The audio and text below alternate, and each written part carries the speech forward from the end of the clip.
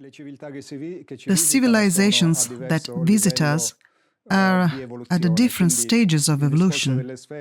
So the topic of the spheres linked to crop circles, as they are commonly called, and by the way, that video you mentioned, where 4 spheres create a crop circle in a matter of seconds, is a video that we received shortly after it was released, directly from the original source, the renowned British researcher Colin Andrews, who at the time was the world's leading researcher on the crop circle phenomenon.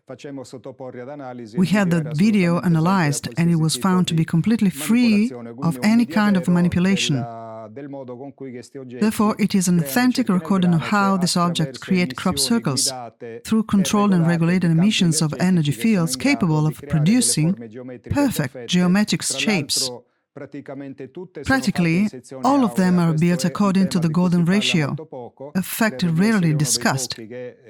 I believe I'm one of the few who emphasize this aspect, because these structures are not only tens or even hundreds of meters in diameter and appear perfectly balanced to the eye, but they are also designed according to the golden ratio, creating a complexity within a complexity.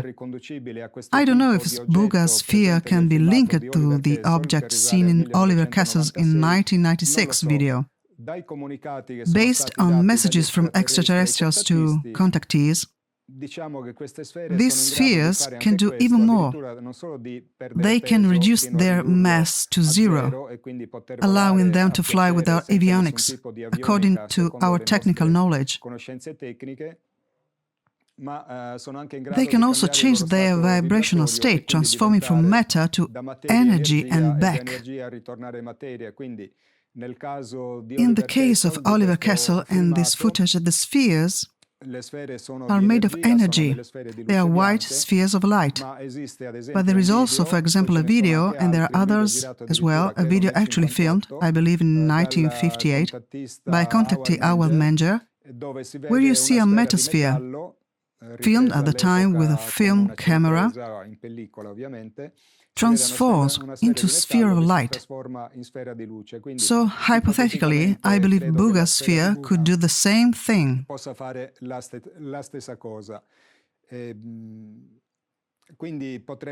There might be a connection, but I can't say for sure. As you know, these spheres have been seen in English fields several times, but always in an energetic form, not metallic.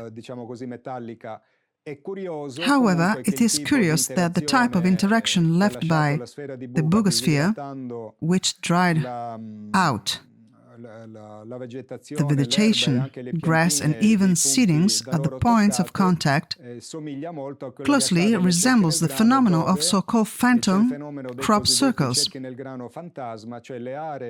These are areas of fields affected by the energy created while the crop was present. We have circles in wheat, barley, corn, and fava beans. This energy interacts with seeds, altering their crystalline structure and modifying the plant's DNA. Generally, very young plants exposed to this energy grow much more rapidly. Mature plants, on the other hand, experience slower growth. In short, the radiation causes a whole host of abnormalities. The vegetation in the area affected by the energy or where the pattern formed tends to grow differently the following year. This leaves a fair, clear trace of the crop circle that appeared the previous season. There are 2 or 3 cases where fields in which figures had appeared were flown over in winter, and it was observed that in the spots where there had been a crop circle during the summer, not even snow or frost could settle. That is, the water, so the snow or frost melts, leaving this trace in the snow or in the night frost, where the figure from the previous summer is quite clearly visible. In this respect, it bears a strong resemblance to what is happening in Colombia, where emissions from these spheres interact with the vegetation they approach.